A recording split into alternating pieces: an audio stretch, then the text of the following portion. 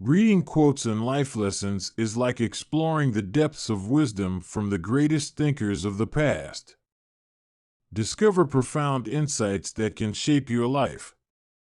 And who better to guide you than Arthur Schopenhauer, a renowned philosopher whose words continue to inspire and enlighten.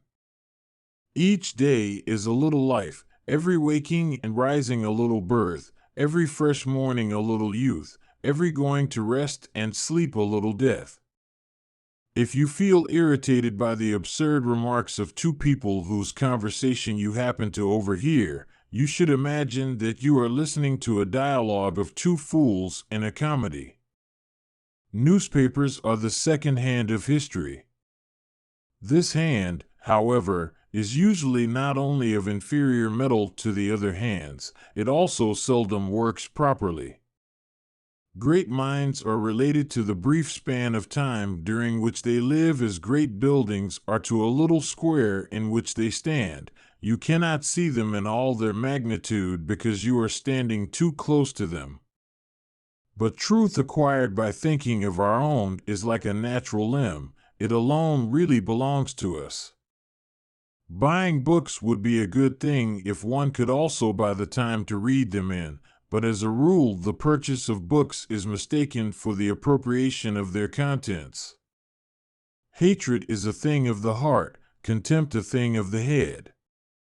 Hatred is an affair of the heart, contempt that of the head. Every parting gives a foretaste of death, every reunion a hint of the resurrection. Obstinacy is the result of the will forcing itself into the place of the intellect. The animal lacks both anxiety and hope because its consciousness is restricted to what is clearly evident and thus to the present moment. The animal is the present incarnate. Talent works for money and fame. The motive which moves genius to productivity is, on the other hand, less easy to determine. It takes place, by and large, with the same sort of necessity as a tree brings forth fruit, and demands of the world no more than a soil on which the individual can flourish. The poet presents the imagination with images from life and human characters and situations, sets them all in motion, and leaves it to the beholder to let these images take his thoughts as far as his mental powers will permit. Opinion is like a pendulum and obeys the same law. If it goes past the center of gravity on one side, it must go a like distance on the other, and it is only after a certain time that it finds the true point at which it can remain at rest.